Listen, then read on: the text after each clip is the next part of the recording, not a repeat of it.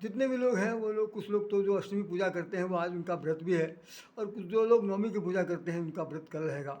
कल बहुत सारे लोग अनुष्ठान के अनुसार अपनी जो आमंत्रित किया है उन सभी देवियों को जिमाएंगे, उन्हें एक प्रकार का भोग इत्यादि दिया जाएगा, ऐसा कुछ है। तो आज मैं आप लोगों के सामने जो बात कहना चाहता हूँ बहुत खास तौर से सुनने समझने के लिए है कि काल रात्रि दुर्गा के रूप में विद्यमान है, और उनका नाम कालरात्रि क्यों पड़ा, ये बहुत समझने की बात है। वैसे तो काल का मतलब होता है समय, और समय ही काल है, काल ही समय है, और वो भी रात्रि के रूप में है। तो रात्रि तो तब आती है जीवन में जब कभी काल रात्रि हो जाए। जीवन में जब कभी काल आता है तो लोग कहते हैं भाई इनके जीवन में काले बादल छा गए हैं, मौत के निशान सामने आ गए। काले बादलों से कितने घिर जाना भी मौत का एक कारण है। कालिमा से एकदम आच्छादित हो जाना, यह भी एक प्रकार का काल रात्रि का ही स्वरूप है। आपने देखा होगा जब घनघोर बादल काले काले छा जाते हैं तो लोग कहते हैं पता नहीं कहाँ बरसी हैं, कहाँ फाट पड़ी हैं, किसकी ज़िंदगी बीतेगी किसकी ज़िंदगी नहीं बीत पाएगी, कहना बड़ा मुश्किल हो जाता है। मतलब ये प्राकृतिक प्रकोप का एक स्वरूप है जो मैंने दिखाया कि प्रकृति सौंदर्य से इस प्रकार होता है। लेकिन काल रात्रि को इस रूप में देखें कि एक हमारे यहाँ पुरुष वर्ग में, देवता वर्ग में तो महाकाल है, और उनका उज्जैन में बहुत बड़ा मंदिर बना हुआ। सौभाग्य से मुझे भी जाने का मौका मिला, लेकिन जहाँ मैं सौभाग्य कह रहा हूँ वहाँ दुर्भाग्य बता दूँ कि मंदिर के अंदर घुसने का मौका नहीं मिला। बहुत ही किसी तरीके से मैं वो जो वहाँ पर एक प्रकार का एक पानी की निकासी का रास्ता बना हुआ था उसके द्वारा जल डाला जा रहा था, हमने भी डाल करके अपने कर्तव्यों की स्त्री कर दी, लेकिन मैं वहाँ दूर से देख के आया हूँ। अंदर जाने का मौका नहीं मिला। अंदर जाने का उन्हीं लोगों को मौका मिला जो लोग पंडित जी को बहुत से रुपया दे रहे थे, और उनकी शुरुआत मिनिमम 5,000 रुपये से थी, और आगे जितना दे सकते थे उतना ही नज़दीक जाने का मौका था। ये भी एक विसंगति है जिसका मैंने अभी बता दिया, नहीं कहना चाहता तो अभी मैंने बता दिया। खैर, तो काल रात्रि आज आपके सामने है, और काल रात्रि के बारे में हम लोग पूजा कर रहे हैं। तो एक तो महाकाल हो गए, दूसरे एक महाकाली हो गई। तो दोनों का काल जो काल को ये कहा गया कि कालम करालम महाकाल कालम करालम कृपालम। महाकाल कालम कृपालम है, और दूसरी तरफ महाकाली जो है उस संसार का विनाश करने के लिए आपके सामने उपस्थित है, और उनके सामने वो उनकी सवारी गंधर्व की है, गधे की है, और वो उस पर सवार होती हैं। तो गधा इस तरह समझ लीजिए खर मने गधा, खर मने मूर्ख, खर मने निम्न, खर मने नीचकोट, खर मने वो जो नासमझ है, तो उस पर सवार होना। अर्थात जितने भी मूर्खाधिराज हैं, जितने भी धन दौलत कमाकर सृष्टि पर अपना विजय का पताका फहरा चुके हैं, और वो सोच रहे हैं कि मुझे धरती मिल गई, मैं धरती का बाप हो गया हूँ, अब नहीं जा पाऊँगा, उन्हीं का नाम खर है, और उन्हीं को नाश करने के लिए आई, इसीलिए खर पर सवार होती है। खर को ये ना समझिए कि जो चौपाया वाला खर होता है वो ना, बिल्कुल नहीं। खर पर सवार हैं, यही सबसे बड़ा कारण है कि भाई वो जितने भी मूर्खाधिराज इस कोड की समझने वाले हैं कि धरती हमारी है, हमारे बाप की है, और हमने जीत लिया, हम जीतने के बाद अब मुझसे कोई छीन नहीं सकता। उसको छीनने के लिए महाकाल रात्रि दोनों सक्षम हैं, और अपने अपने ढंग से उनका एक प्रयोजन सामने आता। तो हम आपको उस तरफ ले जा रहे हैं। रामचरितमानस का सबसे बड़ा उदाहरण सुनिए। हमने अभी पिछले दिनों कुछ एपिसोड के अंदर बताया था कि जो महालक्ष्मी हैं, महामाया हैं, ये जो श्री हरि हैं, उन्होंने अपने आप को 3 रूपों में विभक्त कर दिया थी। बात मैंने कही थी कि भाई वो भगवान विष्णु बन गए, भगवान शंकर बन गए, और ब्रह्मा जी बन गए, 3 रूप बन गए। और जो लक्ष्मी जी हैं उन्होंने भी अपने को 3 रूप में बदल दिया। एक रूप में वो लक्ष्मी है, दूसरे रूप में वो काली हैं, और तीसरे रूप में माँ सरस्वती हैं। दुर्गा सप्तपदी के अंदर लिखा हुआ है, जितना भी प्रारंभ से अंत तक आप पढ़ेंगे देखेंगे उसके अंदर, जैसा मैंने बताया था कि उसके अंदर चैप्टर तो दिए हुए हैं, लेकिन ये बिल्कुल नहीं बताया गया है कि जो 9 दुर्गा के रूप हम लोग बताते रहते हैं कि ये शैलपुत्री हैं, ये ब्रह्मचारिणी हैं, ये चंद्रघंटा हैं, ये कुष्मांडा हैं, ये फलाना, इस तरह करके जो हम लोग सब नाम से भी भक्ति दे रहे हैं, ऐसा उसमें इस तरह का जिक्र है नहीं। और है तो इस तरह से है, इतना पेचीदा है कि समझना बड़ा मुश्किल है।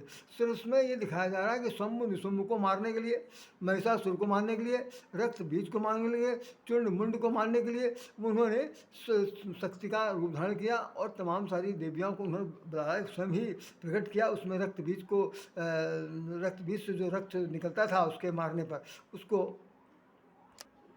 उसके रक्त को संचेत करने के लिए खप्पड़ वाली भी वहाँ प्रकट हो गई, काली जी। और इस प्रकार से ये लड़ाई का जो दौर है वो शुरू होता। तो मैं आपको ये प्रमाणित कर देना चाहता हूँ, किसी किताब में नहीं है जितना ज़्यादा रामचरितमानस में। तो मैं कह रहा हूँ कि कूट कूट के भरा हुआ है कि अगर कोई पढ़ना चाहे, समझना चाहे, जानना चाहे तो उसके लिए समझिए गोस्वामी तुलसीदास ने तो इतना बड़ा योगदान दे दिया कि मैं कहता हूँ कि हजारों बार जन्म लेना पड़े तब भी हम उनके चरणों के सामने उड़ नहीं हो सकते।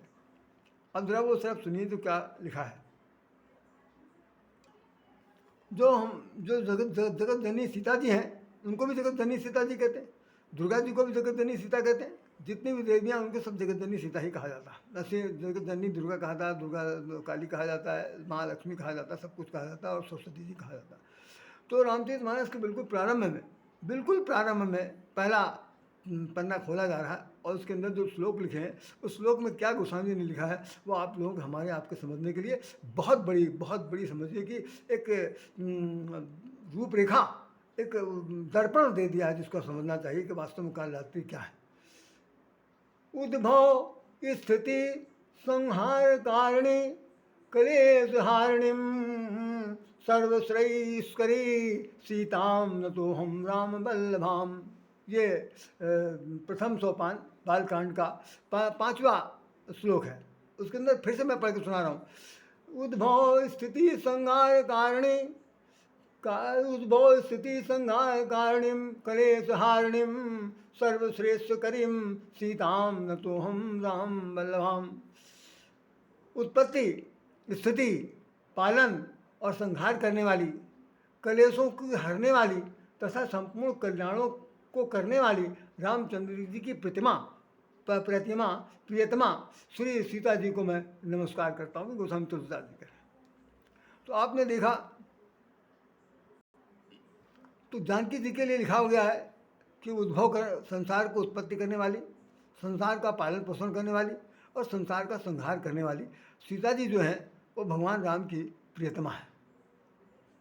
अब यही स्थिति वहाँ पर जरा देखिए, जिस वक्त रावण अपहरण करके ले गया, सुंदरकांड में चौपाई आपने पढ़ी होगी, कल हमने सुना दिया था कि वो कहते हैं कि सीता शीत निशा समाई, घनघोर काली रात्रि में शीतल होकर के, जिसमें शीतलता का मतलब यहाँ पर जो आदमी जो उनके संपर्क में आएगा वो हमें सदा के लिए ठंडा पड़ जाएगा।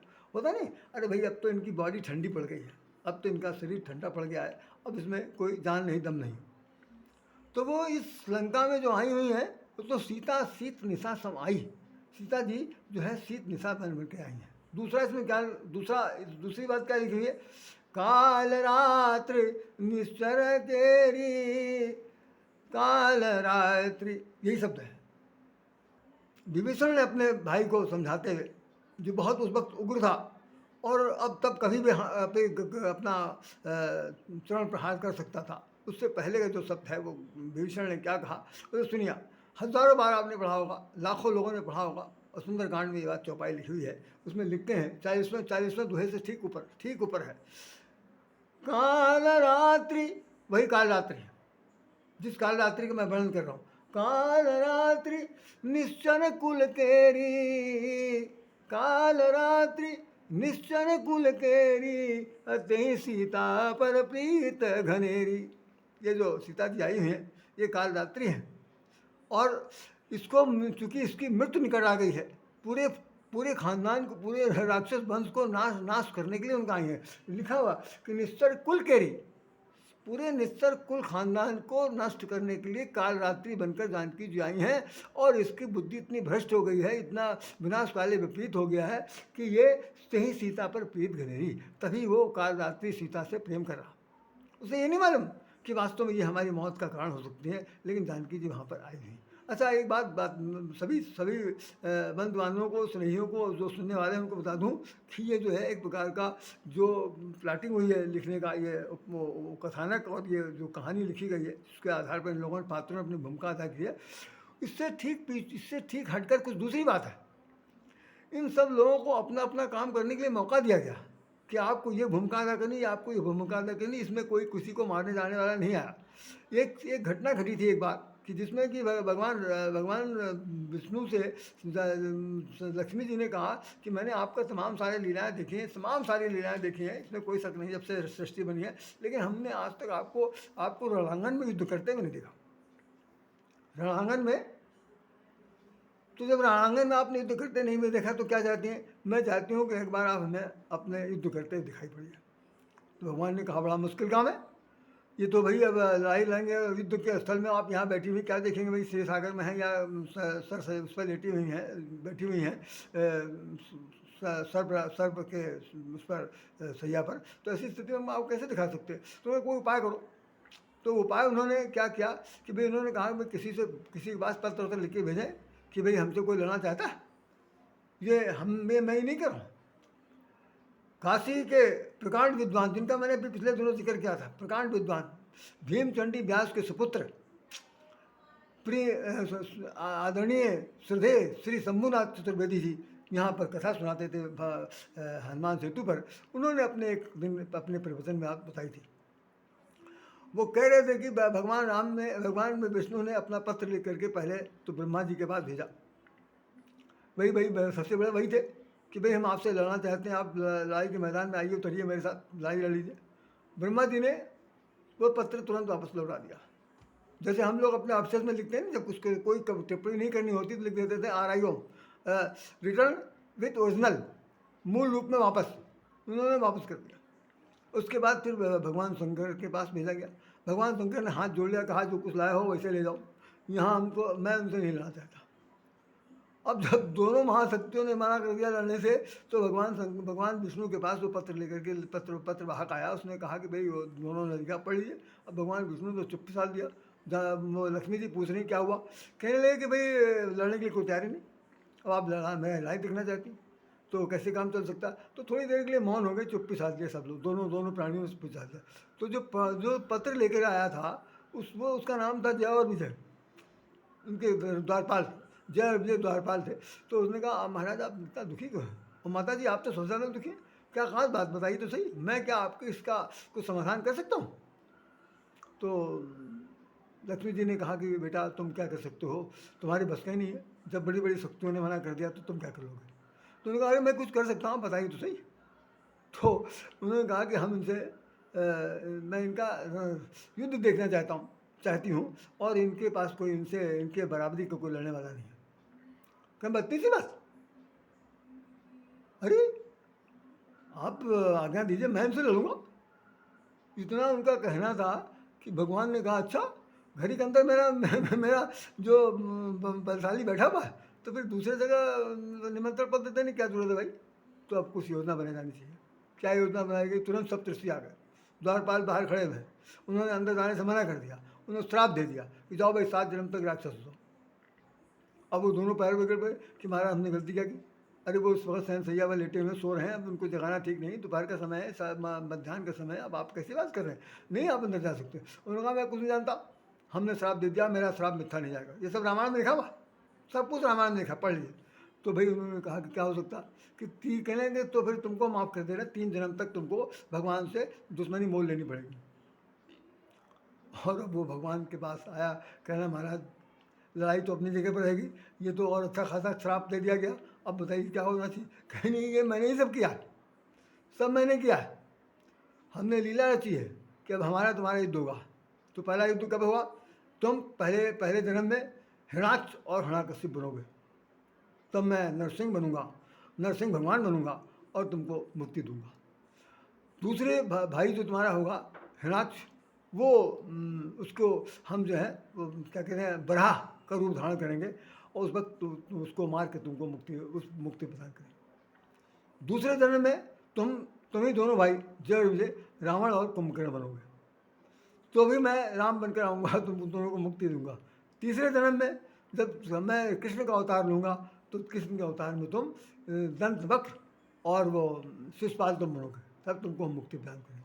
तो कहने का मतलब ये सब ऑलरेडी प्री प्लान्ड है। इसमें अब वो जानकी जी को हरण कर ले गए और उन्होंने ये कहा, उन्होंने क्या, तो जानकी जी ने जो उनसे कहा था कि मैं रणांगन में देखना चाहती हूँ, तो सच्चाई यही है कि जानकी जी को अपहरण नहीं किया गया था, बल्कि जानकी जी स्वयं उस रणांगन में, उसके लंका में जाकर के उस युद्ध की अध्यक्षता कर रही हैं और उनकी अध्यक्षता में सारा काम हो रहा है। बाकी जितनी भी है वो सब कवित्व भावना से लिखा गया सत्य है। सच्चाई यही है कि जानकी जी की उपस्थिति में सब कुछ हो रहा है। आ करके तो बताते हैं कि भाई उसमें देखो ये हो गया, देखो ये हो गया, स्टेचना बताते नहीं, कभी वो बताता कभी वो बताता, ये सब क्या है? ये होता है कि भाई उनके लगे में परिचय, वो सब बता रहे हैं कि भाई लड़ाई में ऐसा होता, लड़ाई में ऐसा। बाद में देखा होगा आपने, जिस वक्त वो युद्ध खत्म हो गया और सब विमान जाने लगे, तो भगवान कहते हैं देखो सीता, यहाँ हमने उसको मारा, हमने उनको यहाँ मारा, यहाँ। अरे तो असली सीता होती तो पता नहीं होता था। मायावी सीता जो थी उनका, तो वो तो वहीं खत्म, वहीं पर उनका अग्नि में समा गई। दूसरा जो है, जो असली हैं, जब निकल के आती है तो उनको दिखाते हुए चलते हैं। तो कहने का मतलब ये है कि ये वास्तव में काल रात्रि के रूप में इस धरती पर आई हुई हैं और काल रात्रि बन करके सारे राक्षस वंश का सर्वनाश करने का उनका एक मूलभूत उद्देश्य है कि जिस वक्त, अब हम अपने टॉपिक पर आ रहे हैं, जिस समय आसुरी प्रवृत्तियाँ इतनी ज़्यादा सिर चढ़ जाए, उनका नियंत्रण खत्म हो जाए, लोगों के नाक में दम हो जाए, हर तरह से जीना मुश्किल हो जाए, दैविकी शक्ति का बिल्कुल विलुप्तिकरण हो जाए, लोग जीने के लिए तरसने लगे, ब्राह्मण, देवता, गाय और होता है विप्रधेन सुर संत हित, कि संत महात्मा ये सब लोग तय करने लगे। उस वक्त ये है कि भाई हमें किसी न किसी रूप का अवतरण होता है, और वो अवतरण चाहे स्त्री के रूप में हो चाहे वो पुरुष के रूप में हो। तो यहाँ पर इस जो शारदीय नवरात्रि मनाई जा रही है, इसके अंदर भी क्या है? इसके अंदर दुर्गा जो है, दुर्गति नाशन, जो दुर्गति करने वाली है उसका नाश करने वाली है। जो दुर्गति फैलाने वाले हैं उनका वो नाश करने वाली है। तो दुर्गा बन करके भाई उसने कहा कि भाई सम का उदाहरण, उसका मंत्री आया था बुलाने के लिए कि चलो भाई तुमको हमारे राजा साहब ने बुलाया है और वो आपसे शादी करना चाहते हैं, ये इसमें दुर्गा शब्द में लिखा हुआ। तो उसने कहा, उससे दुर्गा जी ने कह दिया, उनसे कह दो कि यहीं पर आ जाए, नहीं उसका गर्दन काट दूंगी मैं। जब उसने ये सुना तो वो आग बबूला हो गया और वो लड़ने के लिए आता है। तो सम को मारा गया, उसके मंत्रियों को मारा गया, चंड मुंडन को मारा, सभी को। अभी आगे और बताएंगे, अभी तो सभी है कि काल रात्रि के बारे में सुन लिए। तो काल रात्रि उसे कहते हैं, काल माने समय। और यही काल रात्रि का एक स्वरूप देखिए दूसरा, कौन सा है? भगवान राम श्री कृष्ण क्या कह रहे हैं अर्जुन के पूछे गए प्रश्न के उत्तर में? हमने बहुत बार बताया आपको, वो कह रहे हैं कि ये मैं कौन हूँ। जब पूछा आप कौन है, तो उन्होंने कहा मैं बढ़ावा महाकाल हूँ, मैं बढ़ावा महाकाल हूँ। इस धरती पर इस धरती को असुरों से, अधर्मियों से को नष्ट करने के लिए आया, धरती पर से विनाश करने के लिए आया। तो वो एक महाकाल के रूप में, वही तो भगवान श्री कृष्ण ही, अगर वो भगवान राम हैं, भगवान विष्णु हैं, श्री हरि हैं, तो वो भिन्न भिन्न रूपों में आते हैं। कभी वो स्त्री बनेंगे, कभी वो जैसे वो विश्व मोनी बन गए, कभी वो राधा बन गए, कभी कुछ बन गए। तो ये भाई भगवानों का काम है, हम लोगों का बस का कुछ नहीं, हमारी वहाँ तक कोई पहुँच नहीं है। कहानी खस्ता सुनाने वाले लोग अपने अपने ढंग से सुनाते हैं, जिसकी जिस पकड़ में आता है वो लेके भागता है। हमने जितना सुना है समझा, हम भी बहुत सी जगह पर जाते हैं, लेकिन बहुत सी कथाएं कहने वाले लोग जो हैं वो ऐसी मत भ्रम कर देते हैं कि जी में आता है कि भाई अभी सिर पटक लो, तो आए मैं नहीं करूँ कभी। लेकिन फिर भी चलो खैर कोई बात नहीं है, जो भी है सबको जो आता है कहना चाहिए, कैसा रहेगा। तो काल रात्रि का स्वरूप के बारे में वर्णन किया गया, बिल्कुल काली है और इनके नाक से आग से बरस रही है।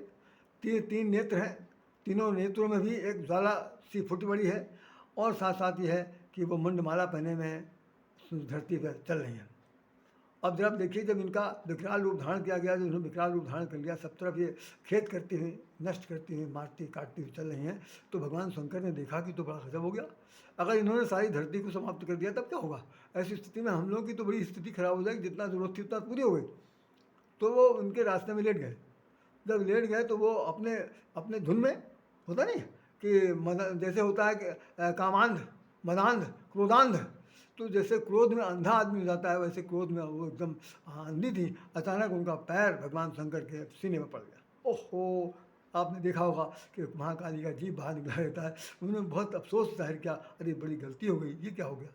तो भगवान उस वहीं पर वो रुक जाती हैं कि भाई अब तो यहाँ पर क्षमा याचना की ज़रूरत पड़ेगी। खैर वहाँ क्षमा याचना कुछ नहीं, केवल उन्होंने कहा कि हमने तो लड़ाई को रोकने का एक तरीका सोचा था, बाकी तो आपने जो कर दिया। हम सारे देवी देवता जितने हुए हैं वो आपके चरणों में शीश झुकाते हैं, शतकोट नमन करते हैं। आपकी कृपा से ये जो विनाश लीला हुई है ये शत्रुओं के नाश की लीला है। कम से कम आप अगर न होती तो शायद हम लोगों को इससे उद्धार नहीं मिलता, क्योंकि ये वचन उसने मांगा था स्त्री से लड़ने का, वो आपने पूरा कर दिया। तो कालरात्रि के रूप में यहाँ पर जो आज जो पेपर में छपा है उसके अंदर यही बताया गया कि नाक से जो सांस ले रही हैं उससे भी ज्वाला निकल रही है, 3 नेत्र हैं उससे भी बिल्कुल ज्वाला फूट रही है। तो मतलब जब आदमी कोई गुस्से में होता है, आपने देखा क्रोध में जब होता है तो उसकी विकराल रूप हो जाती है, उसकी शकल सूरत देखिए तो आपको लगेगा कि भाई ये क्या है। अरे कल तक तो कुछ और था, आप कुछ और दिखाई पड़ रहा। तो वैसे भी क्रोध को बड़ा बड़ा अजीब सी बात कही गई है रामायण में। उन्होंने कहा है कि क्रोध सकल पापन कर मूला, क्रोध सारे पापों की जड़ है। लेकिन यहाँ पाप कौन सा किया जा रहा, कोई पाप नहीं। सृष्टि के में सृजनात्मक कार्य के लिए जो दुष्प्रवृत्तियाँ हैं उनका विसर्जन का काम हो रहा है। तो मैं समझता हूँ कि इस पर ज़्यादा क्या चीज़ बोला जा सकता है। रावण के घर में जो काल रात्रि बनकर आई हैं वो लिखा है सीता सासम आई, ये कह दिया मंदोदरी ने, और विभीषण ने कह दिया कि काल रात्रि निस्तर कुल केरी ही सीता पर प्रीत घनेरी। ये काल रात्रि है जो निस्त्रों के नाश के लिए यहाँ पर आई हुई हैं, इसीलिए उससे प्रीत हो गई। तो प्रीत व्रीत कुछ नहीं है, वो एक केवल दिखावा है, केवल भूमिका है जिसके आधार पर वो कार्यक्रम किया जा रहा है। और प्रीत अगर होगी भी थी तो चूंकि अब तो नाश हो नहीं, तो इसलिए उन्होंने करके दिखा दिया है। तो माता जो हमारी जो काल रात्रि है ये जीवन में हमारे आप सबके जीवन में आना चाहिए। बड़े गौर सुनिए, आना चाहिए। उनके आने से खास बात क्या होगी, जितना हमारे अंदर दुष्प्रवृत्तियाँ हैं, जितने राक्षसी प्रवृत्तियाँ हैं, जितने दानवीय प्रवृत्तियाँ हैं, जितनी कहना चाहिए जीवन के बीच में बाधा पहुंचाने वाली हानि निश्चित करने वाली जो दुर्बल और कठिन मानसिकता है, उनका विनाश करने के लिए हमारे अंदर सुप्रवृत्ति का, देव की बुद्धि का होना चाहिए। तभी वो, जब तक मनोवृत्ति प्रबल नहीं होगी, जब तक मनोवृत्ति काल रात्रि के रूप में हावी नहीं होगी, तब तक हमारे जीवन में कभी भी सुख शांति नहीं आ सकती। बुराई पर जैसे हो ना कि सत्य की विजय होनी है, तो जैसे होता है सत्य की विजय होगी तो कब, जब असत्य का सर्वनाश होगा। प्रकाश कब फैलेगा, जब अंधकार भागेगा। झूठ कब भागेगा, जब सच बोला जाएगा। तो मतलब हर चीज़ विलोमार्थी होना है, उस तभी आपको सत्य का परख हो सकती है, अन्यथा नहीं। तो मैं समझता हूँ इन शब्दों के साथ राधे श्याम राधे आपसे निवेदन करता है कि महाकाल रात्रि को आप लोग हृदय से नमन करिए, प्रार्थना करिए कि वो आपके जीवन में इस तरह से पदार्पण करें कि आपके अंदर बैठा हुआ कोई राक्षसत्व, कोई दानी प्रवृत्ति जो है वो उसका वो सर्वनाश करने के लिए उत्प्लावित हो जाए, या इतना आपको अनुप्रेरित करें कि आप उसको नष्ट करने के लिए स्वयं ही आगे बढ़ जाएं और सब कुछ करके दिखा दें। तभी ये त्यौहार मनाया जा सकता है। और दूसरे शब्दों में ये सब मेरी तरफ से कोई अप्रियता हो गई हो तो राधे श्याम राधे क्षमा चाहता है, और यही कहना चाहता है कि आप लोग भी बढ़ चढ़ कर के हिस्सा लीजिए। गलती तो सबसे होती है और गलती होना स्वाभाविक है, अगर नहीं होगी तो उसका समाधान कैसे ढूंढा जाएगा। तो इन शब्दों के साथ राधे श्याम राधे आपसे प्रार्थना करता है, मेरी तरफ से कोई गलती हो गई, कोई अप्रियता बात बोल दिया गया हो या समझने में कोई फ़र्क पड़ गया हो, तो ये अदना सा व्यक्ति आपसे नमस्कार चाहता है, प्रार्थना चाहता है। और आप लोग भगवान से मनाइए, माता जी को मनाइए, और उनसे जो आशीर्वचन मिलेगा वो हमें आपको सबको फलदायी होगा। इन्हीं शब्दों के साथ राधे श्याम राधे आपको पुनः नमस्कार करता है। इसी के साथ मैं गा दूँ, सर्वमंगल मंगलेषु श्री सर्वादि साधिके शरणे त्र्यंबके गौरी नारायणी नमस्ते। सर्वमंगल मंगलेषु श्री सर्वादि साधिके शरणे त्र्यंबके गौरी नारायणी नमस्ते। या देवी सर्वभूतेषु शक्तिरूपेण संस्था नमस्तस्यै नमस्तस्यै नमो नमः। जय श्री राम, जय श्री कृष्ण भगवान, राधे श्री राधे कृष्ण, जय।